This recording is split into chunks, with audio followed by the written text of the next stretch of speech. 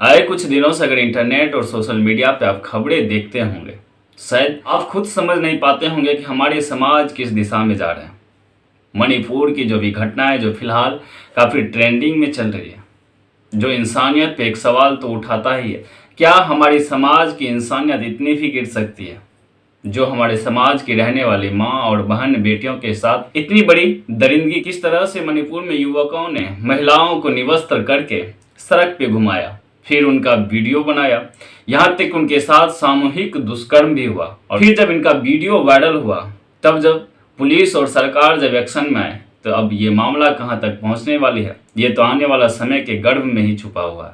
लेकिन इसी बीच यूपी से भी एक ऐसा मामला सामने आया, जो वीडियो अगर अभी तक आपने देखे होंगे तो शायद आप भी दहल उठे होंगे, जिसमें एक भाई ने अपनी बहन को तालिबानी शासन के तरह उन पे खुद ही फैसला लिया, और फैसला लेने के बाद वो अपनी बहन के गर्दन पे तब तक वार करते रहा जब तक उनके बहन की गर्दन कट के उनके हाथ में ना आ गया। और फिर उनके गर्दन को लेकर के खुद ही पुलिस थाने भी जाने लगे। आखिर समझते हैं क्या था पूरा इस मामले के पीछे, जो एक भाई ने अपने बहन के साथ इतनी बड़ी दरिंदगी की। तो बढ़ते हैं इस कहानी की ओर। लेकिन कहानी में आगे बढ़ने से पहले आप लोगों से कहना चाहूँगा, जो लोग भी हमारे चैनल पे नए नए आ रहे हैं, तो आप लोगों से रिक्वेस्ट है कि चैनल को सब्सक्राइब कर दीजिए, और कहानी की जो भी राय है कमेंट में आप जरूर बताइएगा। तो बढ़ते हैं आज की इस क्राइम की कहानी की ओर। राधे राधे, नमस्कार, सत श्री अकाल, मैं हूँ कोमल यादव। आज की जो सच्ची घटना है, ये सच्ची घटना है उत्तर प्रदेश के। उत्तर प्रदेश के एक बाराबंकी में एक भाई ने अपनी 18 साल की बहन का गर्दन धड़ से अलग कर दिया। फिर उनके गर्दन को हाथ में लेकर के, एक हाथ में उनके गर्दन और दूसरे हाथ में जिस चीज़ों से उसने अपने बहन के गर्दन को अलग किया था, वो सामान था।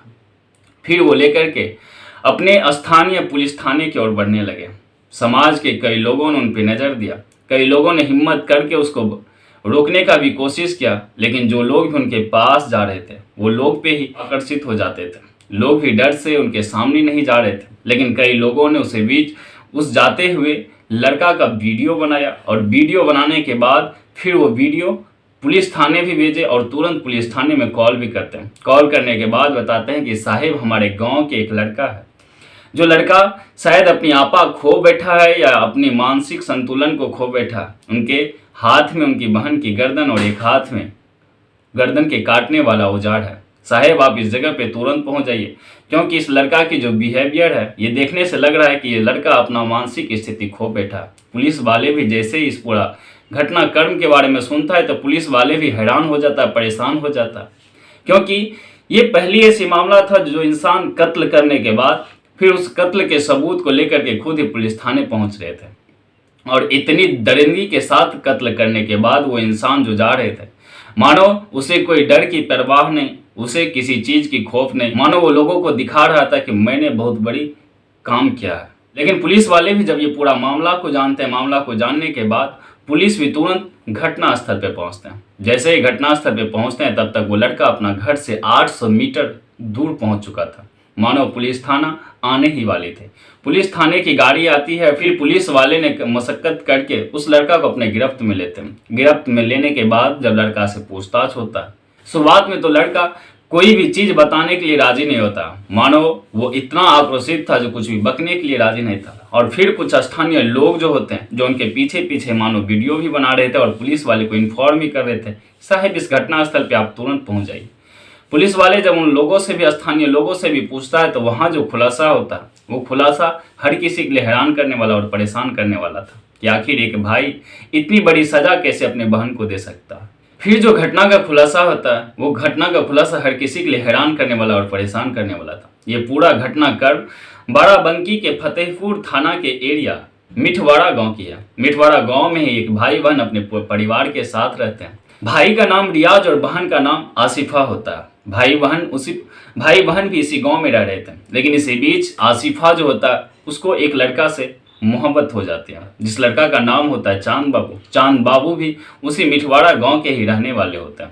दोनों की प्रेम प्रसंग इतना चलता है कि दोनों छुप छुपा करके अपने परिवार वाले से एक दूसरे से मिला करते थे, फिर अपनी प्यार भरी जिंदगी के बारे में सोचा करते थे। फिर अचानक दोनों फैसला लेते हैं, क्यों ना हम दोनों शादी कर लें, और शादी करके दोनों आदमी खुशी खुशी रहने लगे। फिर आसिफा और चांद बाबू एक दिन अचानक घर से गायब हो जाते हैं। जब घर से गायब होते हैं तो परिवार वाले को शक होता है कि कहीं ना कहीं अगर किसी के साथ गायब हुआ हो। इससे पहले भी परिवार वाले ने कितने बार उनसे बात करने उसे देखा, कितने बार उसे उस अवस्था में भी देखा जिस अवस्था में उसे देखना नहीं चाहिए था। अब परिवार के जो लोग थे उनको शक हो चुका था कि वो किसी और के साथ नहीं बल्कि अपने प्रेमी के ही साथ भागे होंगे।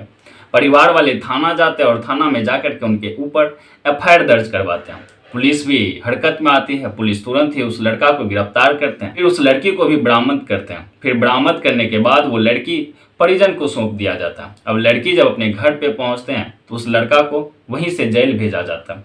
अब लड़की अपने घर पे पहुंची और घर पे पहुंचने के बाद शुरुआत में तो वो ठीक ठाक से रह रहे थे, लेकिन इसी बीच उनके भाई और बहन में आनाकोनी और लड़ाई झगड़े होते रहते थे। आयो दिन भाई बहन दोनों एक दूसरे से लड़ाई झगड़ा करते रहते थे। फिर दिन आया 21 जुलाई 2023 का, मानो आज के दिन। आज ही के दिन लगभग सुबह के समय में रियाज अपने बहन से बोलते हैं कि तुम मेरा कपड़ा साफ कर दो, जो भी गंदे कपड़े हैं इनको साफ कर दो। अब बहन भी कपड़े साफ करने के लिए घर से बाहर निकलते हैं, वो पानी भरने के लिए। लेकिन इसी बीच रियाज अपने हाथ में चापर लेकर के आते हैं और उस चापर से अपने बहन के गर्दन पे तब तक वार करने लगता है जब तक कि उनकी बहन की गर्दन कट के उनके हाथ में ना आ जाए। और जैसे उनकी बहन की गर्दन कट के उनके हाथ में आता, फिर उस कटे हुए गर्दन को अपने हाथ में लेते हैं और फिर अपने गांव से निकल करके थाने की तरफ बढ़ने लगते हैं। कई लोगों ने जब उसको देखा तो इस हालत में कई लोगों ने उसके पास जाने का कोशिश किया, लेकिन रियाज के आक्रामक रूप को देख करके किसी ने उसके पास सटने का भी कोशिश नहीं किया। रियाज के पास जो लोग भी जा रहे थे, रियाज उसको धमकाते थे कि अगर तुम मेरे पास आओगे तो ये चापड़ा मैं तुम्हारे ऊपर भी चला दूंगा। लोग अपनी जान बचाने के लिए उनके पास तो नहीं गए, लेकिन स्थानीय थाने को जरूर फोन किया। थाने भी तुरंत उस स्थल पे पहुंचते हैं और फिर इस लड़का को गिरफ्तार करते हैं। जब इस लड़का से भी पूछा जाता है आखिर तुमने ऐसा क्यों किया, उसने बताया कि जब से वो अपने प्रेमी को छोड़ करके अपने घर आए हुए थे, तब से मानो उनके ऊपर कुछ और ही बीत रहा था। वो हर हमेशा घर से भागना चाहती थी। जब उनको समझाने की भी कोशिश किया जा रहा था कि ये सब चीज़ हमारे समाज के लिए अच्छा नहीं होगा, तुम्हारा शादी अच्छे जगह पे कर दिया जाए, लेकिन बहन इस चीज़ों के लिए मानने के लिए तैयार नहीं थे। इस कारण से अक्सर लड़ाई झगड़ा होते रहते था।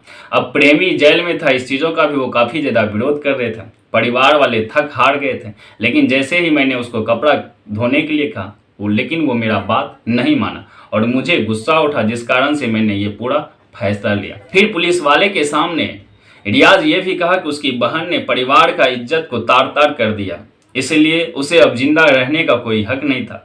इसी को लेकर के दोनों भाई बहन में काफी विवाद हुआ, जिस कारण से वो इस फैसला पे आ गए। हालांकि ये घटनाक्रम यही खत्म होता है, लेकिन इस घटनाक्रम को सुनाने का मकसद किसी को परेशान करना नहीं बल्कि आपको जागरूक करना है। क्या इस तरह के जो घटनाक्रम हमारे समाज के बीच निकल के आ रहे हैं, क्या ये समाज के लिए एक अच्छी दिशा है या गलत दिशा है, ये आप कमेंट करके जरूर बताइएगा। लेकिन इससे जरा सोच के देखिएगा कि आज के डेट में हमारा समाज किस दिशा में जा रहा है। हालांकि मणिपुर इम्फाल में जो घटनाक्रम चल रहा, जिस तरह की विरोध प्रदर्शन हो रहा, जिस तरह की मानवता को शर्मसार करने वाली घटना निकल के लोगों के सामने आया, जो वीडियो अगर आप देखे होंगे, शायद अगर आप देखोगे तब आपको आपकी आंखों पे भी भरोसा नहीं होता होगा, क्योंकि इस तरह की घटनाक्रम देखने के बाद किसी भी इंसान का दिल पसीज जाएगा। आखिर इंसानियत किस दिशा में जा रहा?